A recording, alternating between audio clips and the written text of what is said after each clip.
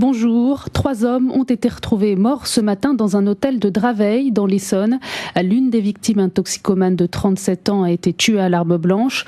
Le triple meurtre a eu lieu au dernier étage d'un petit hôtel situé derrière un bar-restaurant franco-portugais nommé le Palace et qui loue des chambres meublées au mois. La brigade criminelle de la police judiciaire de Versailles a été saisie de l'enquête. En Vendée, une famille en vacances à Saint-Jean-de-Mont a été fauchée par une voiture. Une personne a été tuée et 3 autres grièvement blessés. Le conducteur de la voiture, un homme de 78 ans, a été placé en garde à vue. Il doit être présenté à un juge dans l'après-midi.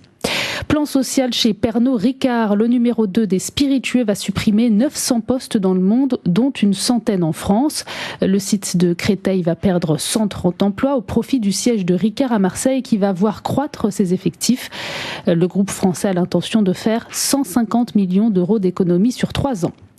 1552 personnes sont mortes contaminées par le virus Ebola. C'est le nouveau bilan de l'OMS. Les pays infectés sont de plus en plus coupés du monde. Air France a ainsi décidé de suspendre ses vols vers Freetown, la capitale de la Sierra Leone. La compagnie aérienne poursuivra cependant ses liaisons avec la Guinée et le Nigeria. Le premier syndicat de pilotes Air France appelle à la grève du 15 au 22 septembre. Il reproche à la compagnie de ne pas vouloir partager son projet. Perform 2020, c'est son nom. Il prévoit de redistribuer des lignes aujourd'hui d'Air France à sa filiale régionale HOP et de développer Transavia, c'est la filiale low cost du groupe. Michel Platini ne se présentera pas à la présidence de la FIFA. Ce n'est pas le moment, ce n'est pas mon heure, a-t-il dit. L'ancien capitaine de l'équipe de France âgé de 59 ans est candidat en revanche à un nouveau mandat à l'UEFA. C'est la fin de ce flash. Je vous souhaite une très bonne journée à tous et à toutes.